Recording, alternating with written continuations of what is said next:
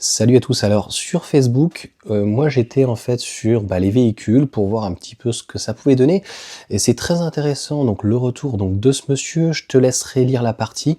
Je vais surtout la commenter et comme je l'avais déjà dit, il n'y a que des louanges sur cette R5. J'ai l'impression que c'est la Sainte R5 et bon c'est vraiment pas fantastique en termes de look parfait, mais le but d'une voiture, c'est quand même d'emmener un point A à un point B. Donc voici un retour donc de Brest au Havre. Donc va falloir s'arrêter 2 fois et en plus rouler à 110 et utiliser assez peu le chauffage.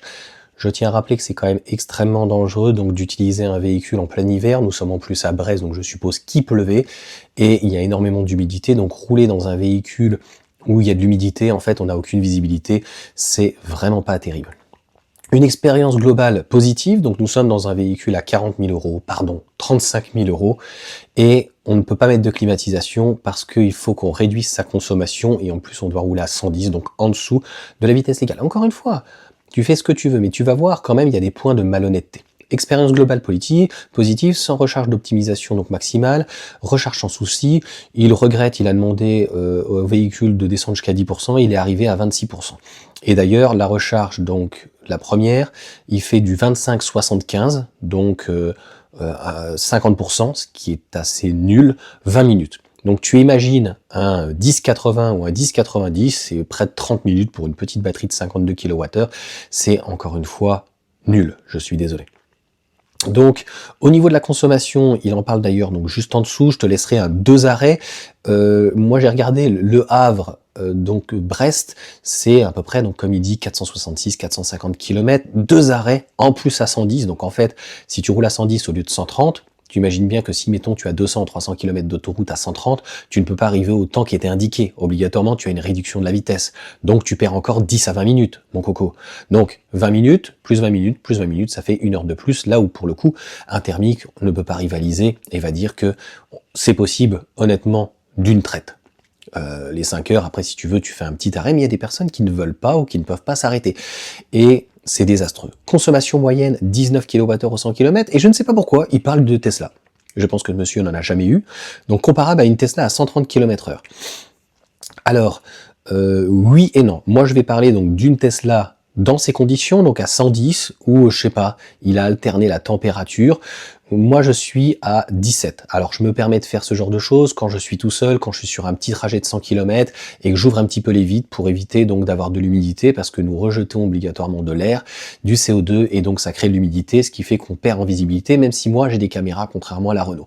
Donc, c'est détestable. Je suis à 17 et 130 km/h, 19, non.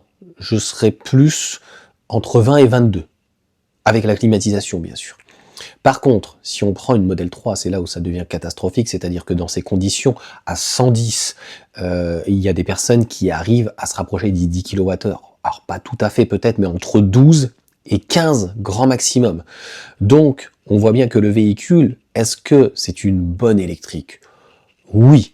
Est-ce que c'est fait pour les longs trajets, même 460 km, 2 arrêts, donc au lieu de mettre 5 heures, tu vas mettre au moins 6 heures, il va falloir encore dégrader ces conditions, donc 110, pas mettre de climatisation ou de ventilation, honnêtement, obligatoirement sur 5 heures, tu as de la buée dans le véhicule, c'est pas très sérieux. Donc le planificateur était pessimiste, mes recharges ont été plutôt courtes. Bon, voilà, le coût exorbitant, puisqu'il y a la charge de départ, bien sûr, il est parti à 100 certainement avec une NMC, et il a mis donc un peu plus de 20 euros. Donc on va dire que le trajet pour faire 460 km, j'ai l'impression de revenir à l'ancien temps. Lui a coûté à peu près une trentaine d'euros. Donc s'il est à 20 centimes, qu'il n'a pas tempo ou quoi, et qu'on a branché à 52 kWh, donc la batterie, en gros, c'est un coût environ de 30 euros.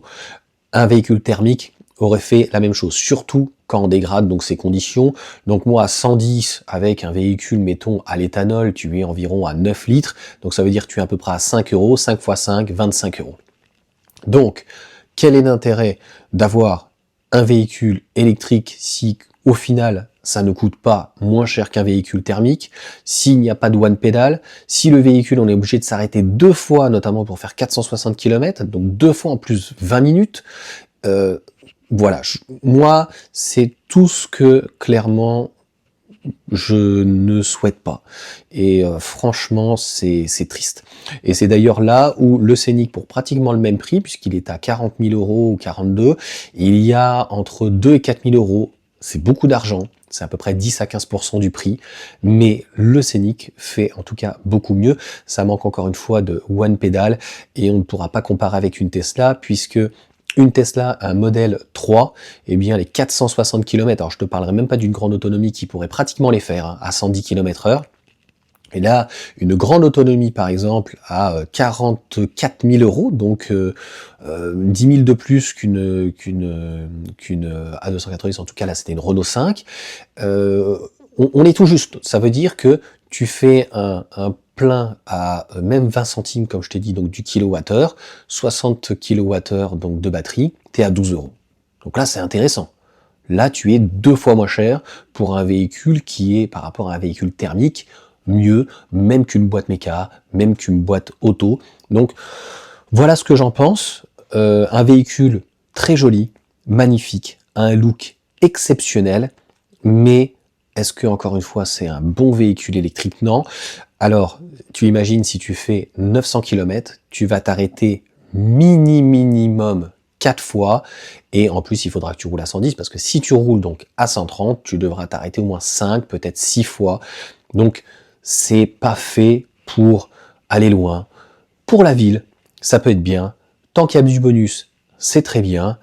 Mais une voiture électrique, je trouve que c'est dommage de la résumer en fait à l'esthétisme. Allez, sur ce, merci pour le retour franchement de ce monsieur qui était très bien et très honnête. Mais en tout cas, si ça avait dû être ma voiture principale, ou un véhicule où je devrais faire 10-20 000 km par an, malheureusement je ne l'aurais pas prise, dans la mesure où le véhicule, par rapport à son prix, elle n'est pas polyvalente, ou en tout cas à mon sens pas assez polyvalente.